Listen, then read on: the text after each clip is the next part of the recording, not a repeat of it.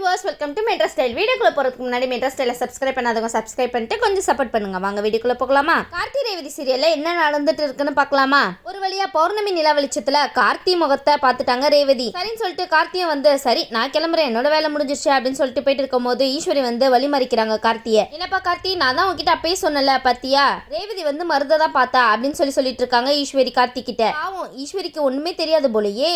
ஈஸ்வரி, அந்த நேரத்துல நீங்க எங்க போயிருந்தீங்க? ரேவதி ஒன்னும் மருத பார்க்கல, கார்த்தியை தான் பார்த்தாங்க, அது கூடவே தெரியல. உடனே வந்து கார்த்தி வந்து ஈஸ்வரியை பார்த்து நக்கலா சிரிச்சுட்டே போறாங்க. ஈஸ்வரி நினைக்கிறாங்க என்னடா இது, நான் இவன்கிட்ட இப்படி கேட்டுட்டு இருக்கேன், அவன் என்னன்னா சிரிச்சுட்டு போறான், ஒண்ணுமே புரியலையே அப்படின்னு சொல்லி யோசிச்சுட்டு இருக்காங்க. அச்சோ ஈஸ்வரி, உங்களுக்கு அந்த இடத்துல என்ன நடந்துச்சுன்னு உண்மையாவே தெரியாதா என்ன? உடனே வந்து மருது கோச்சிட்டு வந்துட்டார்ல, அதனால வந்து சூரியகலா வந்து போய் பேச போறாங்க மருது கிட்ட. உடனே சூரியகலா வந்து மருது கிட்ட சொல்றாங்க, மருது நீ விடு, இதெல்லாம் பத்தி கவலைப்பட்டு இருக்காத அப்படின்னு சொல்லிட்டு இருக்காங்க. உடனே மருது சொல்றாரு, என்ன நீ என்னை பார்த்து கவலைப்படாதுன்னு சொல்லிட்டு இருக்க, அது எப்படி கவலைப்படாம இருக்க முடியும், நீயே சொல்லு பார்க்கலாம் அப்படின்னு சொல்லிட்டு இருக்காரு மருது. உடனே சூரியகலா வந்து சொல்லிட்டு இருக்காங்க, ஆமா உன்னோட மூஞ்ச வந்து ரேவதி நிலா வெளிச்சத்துல பார்க்காம விட்டது தப்புதான், அவ பௌர்ணமி நிலா வெளிச்சத்தை பார்த்துட்டு ஒன்னதானே பார்க்கணும், ஆனா போய் அவ கார்த்தியில பார்த்திருக்கா அப்படின்னு சொல்லிட்டு பேசிட்டு இருக்கும் போது உடனே மருது சொல்றாரு, ஆமா நீ சொல்றது மட்டுமா நடந்துச்சு, உங்களோட நிச்சயதார்த்தப்போ ரேவதி கையில நான் மோதிரமே போடல அப்படின்னு சொல்லிட்டு இருக்காரு மருது. உடனே வந்து சூரியகலா வந்து ஷாக்கிங்கா கேக்குறாங்க, என்ன நீ போடலையா அப்படின்னு சொல்லிட்டு கேட்டுட்டு இருக்கும் போது அதுக்கு மருது சொல்றாரு, ஆமா நான் போடல அப்படின்னு சொல்லிட்டு இருக்காங்க மருது. ஏன் சூரியகலா, உங்களுக்கு இது தெரியாதா என்ன? அப்ப மருது சொல்றாரு, ஆமா நிச்சயதார்த்த மோதிரத்தை நாங்க 2 பேரும் மாத்திக்க போறப்போ அப்போன்னு பார்த்து கரண்ட் போச்சுல, கரண்ட் போனப்போ என்னெல்லாம் நடந்துச்சுன்னு உனக்கு தெரியுமா அப்படின்னு சொல்லிட்டு நடந்ததெல்லாம் சொல்லிட்டு இருக்காரு மருது. அப்புறம் வந்து சூரியகலா வந்து அதிர்ச்சி அடைஞ்சு கேக்குறாங்க மருத, அப்போ நீ போடாம வேற யாரு அவ கையில மோதிரத்தை போட்டா அப்படின்னு சொல்லி கேட்டுட்டு இருக்காங்க. வேற யாரு, எல்லாம் நம்ம கார்த்தி தான். உடனே மருது சொல்றாரு, பின்ன யாரு போட்டிருப்பான்னு நீ நினைக்கிற, நம்மளுக்கு ஒரே ஒரு எதிரி அந்த கார்த்தி தானே, அவன் தான் போட்டான் அப்படின்னு சொல்லிட்டு இருக்காங்க மருது. உடனே வந்து சூரியகலா சொல்றாங்க, என்னென்ன சொல்லிட்டு இருக்க நீனு அப்படின்னு சொல்லி கேட்டுட்டு இருக்கும் போது மருது சொல்றாங்க, பின்ன என்ன சொல்ற, நடந்ததை தானே சொல்லிட்டு இருக்கேன் அப்படின்னு சொல்றாரு மருது. உடனே சூரியகலா சொல்றாங்க, அப்ப அத்தை கேட்கும் போது நீ எதுக்கு எதுவுமே சொல்லல அப்படின்னு சொல்லி கேட்கும் போது அதுக்கு வந்து மருது சொல்றாரு, பின்ன நான் நிச்சயதார்த்த மோதிரத்தை போடல அப்படின்னு தெரிஞ்சிச்சுன்னா என்னோட மான மரியாதை எல்லாம் என்னத்துக்கு ஆறுது, இன்னும் அசிங்கப்பட சொல்றியா என்ன, என்னோட மான மரியாதை போக கூடாதுன்னு தான் நான் இப்படி சொன்னேன் அப்படின்னு சொல்லிட்டு இருக்காங்க மருது. ஓ உங்களுக்கு இன்னும் அதெல்லாம் இருக்கா என்ன மருது, அதுதான் என்னைக்கோ போயிடுச்சு. சூரியகலா வந்து என்னென்ன நீ சொல்லிட்டு இருக்க, இந்த விஷயத்த நம்ம உடனே ஈஸ்வரி ஆன்ட்டி கிட்ட போய் சொல்லணும் அப்படின்னு சொல்லிட்டு இருக்காங்க. சொல்லுங்க அவங்க கிட்ட சொன்னா மட்டும் என்ன நடக்க போகுது, நடந்ததை மாத்தவா முடியும்? உடனே சூரியகலா வந்து இந்த விஷயத்த எல்லாத்தையுமே வந்து சாமுண்டீஸ்வரி கிட்ட சொல்றாங்க. உடனே வந்து சாமுண்டீஸ்வரி வந்து, என்ன சூரியகலா சொல்லிட்டு இருக்க நீனு, இதெல்லாம் உண்மையா? அதுக்கு சூரியகலா சொல்றாங்க, ஐயோ ஆன்ட்டி நம்புங்க, என்னோட அண்ணனும் ரேவதியும் மோதிரத்தை மாத்திக்கல, அந்த கார்த்தியும் ரேவதியும் தான் மோதிரத்தை மாத்திருக்காங்க அப்படின்னு சொல்லிட்டு இருக்காங்க. உடனே ஈஸ்வரிக்கு இதை கேட்டு நெஞ்சு வெளியே வந்துருச்சு போல, அப்படின்னு நெஞ்சு பிடிச்சிட்டு கீழே உட்காந்துறாங்க. என்ன சொல்லிட்டு இருக்க நீனு, அப்ப கார்த்தி வந்து என்ன பார்த்து சிரிச்சிட்டு போனதுக்கு இதுதான் காரணமா அப்படின்னு சொல்லி கேட்டுட்டு இருக்காங்க ஈஸ்வரி. ஈஸ்வரி உங்களை பார்த்து சிரிச்சது சூரியகலாக்கு எப்படி தெரியும், அவங்க கிட்ட போய் கேட்டுட்டு இருக்கீங்க எதுக்கு சிரிச்சாங்கன்ட்டு. உடனே சூரியகலா சொல்லிட்டு இருக்காங்க, நடந்த எல்லா விஷயமும் அவனுக்கு தான் சாதகமா நடந்திருக்கு, எங்க அண்ணனுக்கு கிடையாது அப்படின்னு சொல்லிட்டு இருக்காங்க. பின்ன என்ன சூரியகலா, நடக்க வேண்டியவங்க கூட தானே நடந்திருக்கு.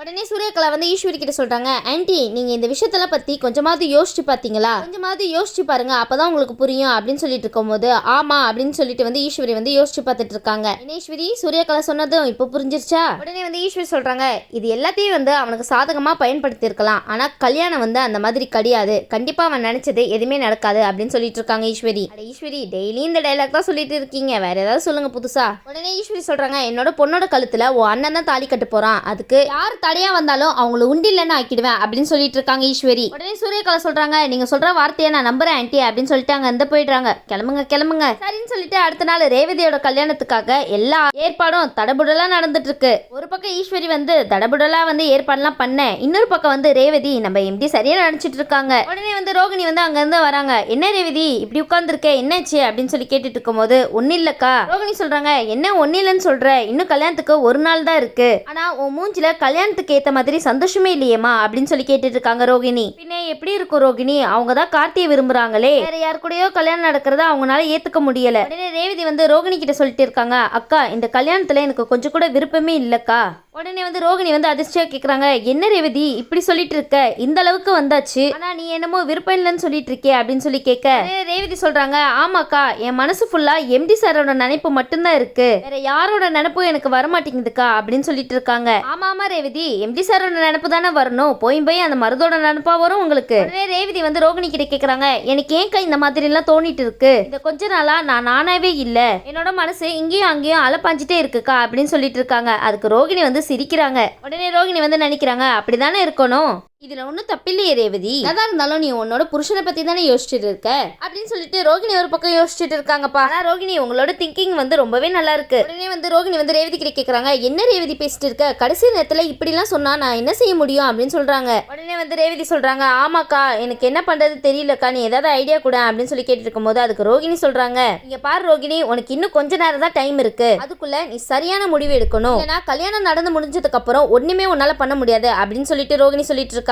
ஏன் ரோகிணி அவங்களை இன்னும் பதஷ்டப்படுத்துறீங்க, ரேவதி இன்னும் உங்களுக்கு டைம் இருக்கு, சீக்கிரமா யோசிங்க. உடனே வந்து ரேவதி வந்து மருத பாக்குறாங்க. மருத பார்க்கும்போது அவங்களுக்குள்ள எந்த ஃபீலிங்குமே இல்ல. எப்படி ஒரு ஃபீலிங்லாம் வந்து கார்த்தி மேல இருக்கு, அப்ப எப்படி மருத பார்த்தா ஃபீலிங் வரும்? உடனே ரேவதி நினைக்கிறாங்க, இந்த கார்த்தி கிட்ட போன்ல பேசும்போது ரொம்பவே பிடிச்சிருந்துச்சு, ஆனா நேர்ல பார்க்கும்போது என்னால அவரை ஏத்துக்கவே முடியலையே, ஆனா எதனால அப்படின்னு சொல்லிட்டு ரேவதிக்கு கொஞ்சம் கூட புரியவே இல்ல. ஏன்னா நீங்க போன்ல பேசினது உண்மையான கார்த்தி கிட்ட ரேவதி, ஆனா நீங்க நேர்ல கார்த்தி நினைச்சிட்டு இருக்கிறவரு மருது, அதனாலதான் உங்களுக்கு வந்து ஃபீலிங் இல்ல. அடுத்து பார்த்தா நம்ம சாமுண்டீஸ்வரியா தான் காமிச்சிட்டு இருக்காங்க. சாமுண்டீஸ்வரி வந்து நேரா ரேவதியை பார்க்க தான் போயிட்டு இருக்காங்க. என்னம்மா ரேவதி என்ன பண்ணிட்டு இருக்க, இன்னும் கல்யாணத்துக்கு ஒரு நாள் தான் இருக்கு அப்படின்னு சொல்லி கேட்டுட்டு இருக்க. உடனே வந்து ரேவதியும் வந்து ஆமாமா அப்படின்னு சொல்லிட்டு சோகமா சொல்லிட்டு இருக்காங்க. உடனே ஈஸ்வரி வந்து ரேவதியை பார்த்துட்டு ஏமா இவ்வளவு சோகமா இருக்க அப்படின்னு சொல்லி கேட்டுட்டு இருக்கும் போது அதுக்கு ரேவதி சொல்றாங்க, அதெல்லாம் ஒண்ணும் இல்லம்மா, நான் வந்து நல்லா தான் இருக்கேன் அப்படின்னு சொல்லிட்டு இருக்காங்க. உடனே ஈஸ்வரி சொல்றாங்க, என்னோட பொண்ணு முகத்தை பார்த்தா எனக்கு தெரியாதா அவ சந்தோஷமா இருக்காளா இல்ல கவலையில இருக்காளான்ட்டு. உடனே வந்து ஈஸ்வரி வந்து ரேவதி கிட்ட கேக்குறாங்க, ஏமா ரேவதி இன்னும் கல்யாணம் நடக்க கொஞ்ச நேரம் தான் இருக்க போகுது அப்படின்னு சொல்லிட்டு நர்வஸா இருக்கியா அப்படின்னு சொல்லி கேட்டுட்டு இருக்காங்க ஈஸ்வரி. உடனே வந்து ரேவதி சொல்றாங்க, ஆமாமா அதான் காரணம் அப்படின்னு சொல்லிட்டு இருக்கும் போது அதுக்கு ஈஸ்வரி சொல்றாங்க, நீ வந்து கவலைப்படாத ரேவதி, எல்லா பொண்ணுக்கும் நடக்கிற விஷயம் தான் இது, அதனால நீ கவலைப்படாத ரேவதி, எப்பவுமே அம்மா உன் கூட இருப்பேன், உனக்கு துணையா இருப்பேன் அப்படின்னு சொல்லிட்டு இருக்காங்க ஈஸ்வரி. ரேவதி இனி ஏன் யோசிச்சுட்டு இருக்கீங்க, உங்க மனசுல இருக்கிறத தெளிவா சொல்லிடுங்க உங்க அம்மா கிட்ட, அவங்க உங்க அம்மா தானே, நீங்க சொல்ற விஷயத்த மீறி அவங்க ஏதாவது செய்ய போறாங்க, ஆனா ரேவதியும் நம்ம எதுவும் சொல்லிக்க முடியாது, அவங்களுக்கு அவ்வளவு தைரியம் இல்ல. உடனே சூரியகலா வந்து இதெல்லாம் பார்த்துட்டு, ஆமா அவ வருத்தத்துல தானே இருக்கணும், இனி அவ வாழ்க்கை எப்பவுமே வருத்தமா தான் முடிய போகுது, ஏன்னா எங்க அண்ணனை மட்டும் அவ கல்யாணம் பண்ணானா அதுக்கப்புறம் தானே எங்க ஆட்டமே இருக்கு, கார்த்தியை பழி வாங்கின மாதிரியும் இருக்கும், இந்த ஈஸ்வரி ஆன்டி கிட்ட இருந்து எல்லா சொத்தையும் வாங்கின மாதிரியும் இருக்கும் அப்படின்னு சொல்லிட்டு நினைச்சிட்டு இருக்காங்க சூரியகலா. பார்த்து சூரியகலா, உங்க நினைப்புல யாராவது மண்ணள்ளி போட்டுற போறாங்க. உடனே ரேவதி நினைக்கிறாங்க, கார்த்தி உங்களை தான் நான் மனசார விரும்புறேன், ஆனா அந்த விஷயம் எனக்கு இப்பதான் புரியுது, ஆனா ரொம்ப லேட் ஆயிடுச்சு, இதுக்கப்புறம் என்னால ஒண்ணுமே பண்ண முடியாது போலயே அப்படின்னு சொல்லி நினைச்சிட்டு இருக்காங்க ரேவதி. நீங்க ஒண்ணும் கவலைப்படாதீங்க, நீங்க ஒண்ணுமே பண்ண வேணாம், கார்த்தி எல்லாத்தையும் பார்த்துப்பாரு. இன்னொரு பக்கம் சாப்பாட்டுல விஷத்தை கலந்தது யாருடான்னு சொல்லிட்டு கார்த்தி வந்து மும்பரமா அவங்கள தேடிட்டு இருக்காங்க. சூரியகலா தான் இந்த விஷயத்த பண்ணாங்கன்னு தெரிய வந்துச்சு, அவ்வளவுதான் பாத்துக்கோங்களேன். சூரியகலாவை கார்த்தி உண்டு இல்லைன்னு ஆக்கிடுவாரு. அந்த எபிசோட்லாம் பார்க்க ரொம்பவே வெயிட் பண்ணிட்டு இருக்கோம். கார்த்தியாவே இந்த விஷயத்த கண்டுபிடிப்பாரா இல்ல வந்து யார் மூலியமாவது கண்டுபிடிப்பாரான்னு பார்க்கலாம். கார்த்தி இன்னொரு பக்கம் நடந்த விஷயம் எல்லாத்தையுமே வந்து போலீஸ்க்கும் இன்ஃபார்ம் பண்ணிட்டாங்க. இனி போலீஸ் வந்து கண்டுபிடிச்சு சொல்றாங்களா இல்லையான்னு வெயிட் பண்ணி பார்ப்போம். இந்த வீடியோ உங்களுக்கு பிடிச்சிருந்துச்சுன்னா மறக்காம மெட்ராஸ் ஸ்டைல லைக் பண்ணுங்க, ஷேர் பண்ணுங்க, சப்ஸ்கிரைப் பண்ணிடுங்க. தேங்க்யூ.